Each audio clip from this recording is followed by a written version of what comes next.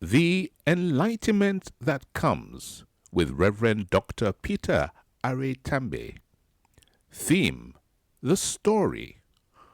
On the 1st of October 1961, the British Highway Construction Company, called the Samaritans, agreed with King Charles III to enter into a contract with African leaders to explore the economic, mobility, safety, and environmental issues relating to roads and their users, which later failed and attracted conflicts.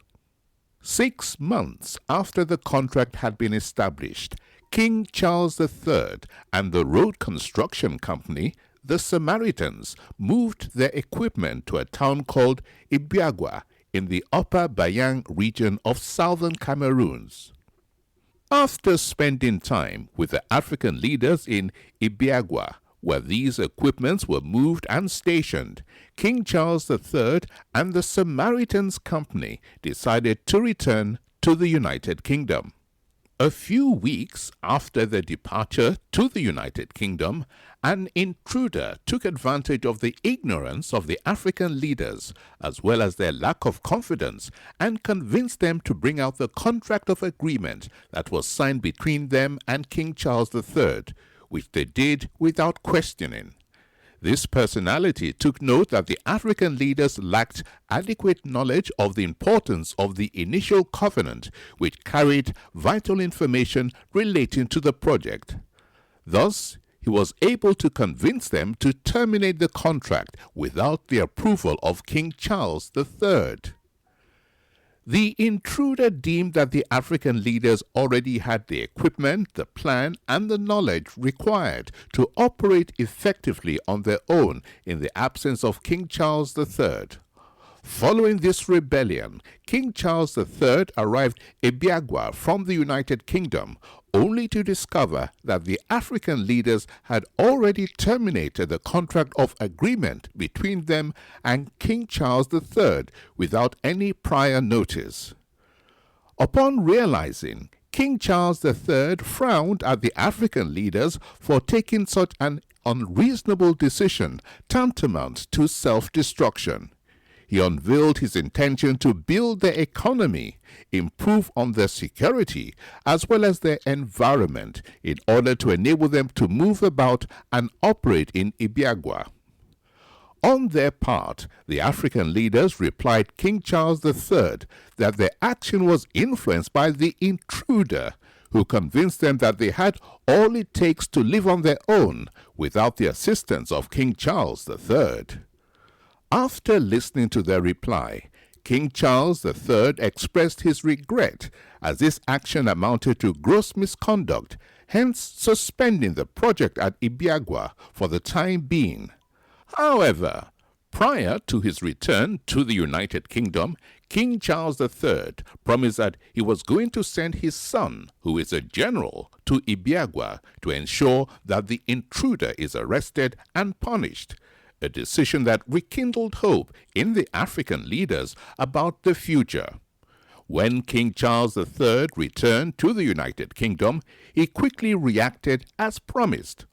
Following the conflict that ensued in Ibiagwa, the actual mission to explore the economic, mobility, safety, and environmental issues relating to roads and their users in Ibiagwa was suspended. While the African leaders were waiting for the king's promise, a lot of evil, corruption, and wickedness went on, and not too long, the awaited general arrived in Ibiagwa. Sadly enough, by the time this happened, most of the African leaders who signed the contract were already dead, leaving behind children and young adults who had little or no idea of the content of the agreement and why it was established with their ancestors. Upon his arrival, the general began recruiting young Africans with the aim of educating them on how to enjoy life to its fullest, and equally emphasized that they must 1. A. Love, embrace, and care for one another. 2. B. They must read, understand, and adhere to the rules and regulations of the initial agreement between King Charles III and their ancestors to activate the blessings. Although the general met the intruder, he did nothing physically against the latter as expected. This action left many in doubt as to whether he was the expected one promised by King Charles III. Those who saw General and the intruder together confirmed that there was nothing that happened between the two of them that could be accepted as a form of punishment as previously proposed by King Charles III.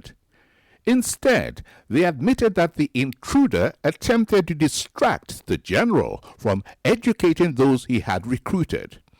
The general then asked the intruder to move away from him, since he cannot allow anybody to distract him from his purpose and mission to Ibiagwa.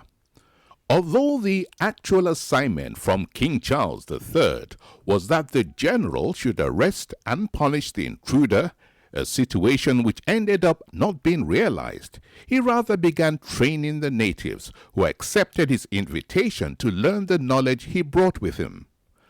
Worth noting here is that before his return to the United Kingdom, the general urged his trainees to continue to love one another, do good, and show kindness to others.